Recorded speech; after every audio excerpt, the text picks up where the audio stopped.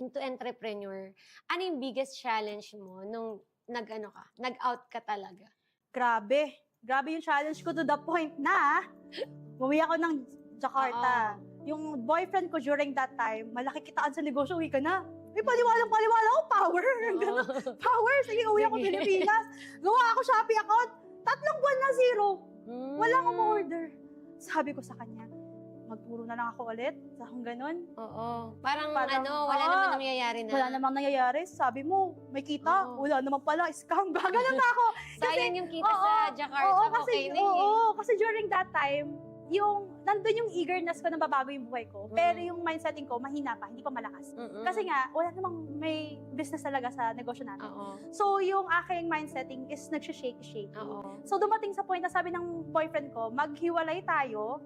Sige, mag-apply ka, pumunta ka ng ibang bansa ulit, pero maghihiwalay tayo. Eh, pogi! I give up my passion and dreams. Yun.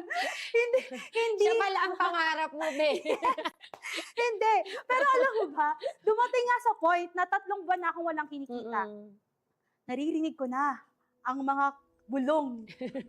Ang mga bulong ng mga dream stealers. Negative. Na, yes, sinishare mo pa lang, ay, hindi stable yan.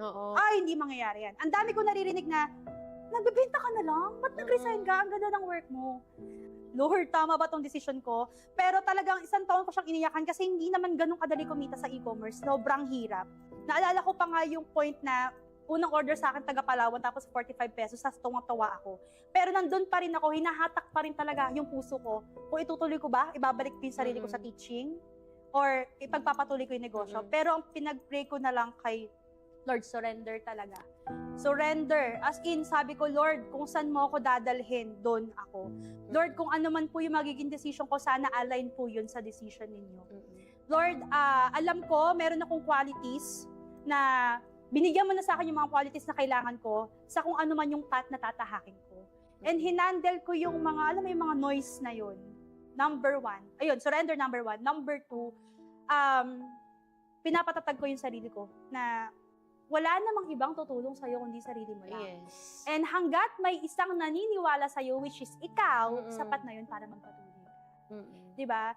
Kasi ginagawa mo naman yan, hindi para dun sa mga bashers na yan. Ginagawa mo yan for your life.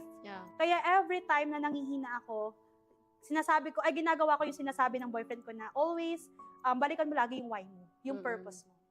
Na, alam mo yun, doon ko na lang na-realize na, I always remind myself na, yun nga, kung mayroon ako malaking pangarap, I really need to make this big changes sa buhay ko.